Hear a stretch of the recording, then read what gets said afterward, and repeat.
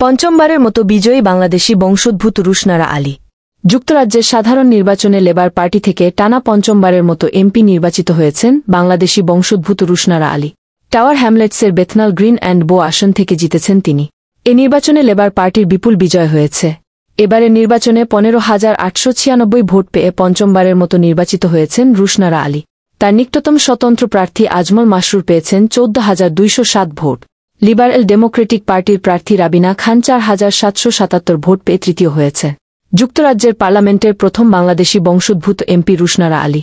2010 সাল থেকে লন্ডনের বাংলাদেশি অধ্যুষিত টাওয়ার হ্যামলেটসের বেথনাল গ্রিন অ্যান্ড বো আসনে টানা 5 বার এমপি নির্বাচিত হলেন তিনি। 2010 থেকে আন্তর্জাতিক উন্নয়ন বিষয়ক ছায়ামন্ত্রী হিসেবে দায়িত্ব পালন করেছেন রুশনারা আলী। এরপর তিনি 2013 সালের অক্টোবরে চাজা শিক্ষা প্রতিমন্ত্রী নিযুক্ত হন।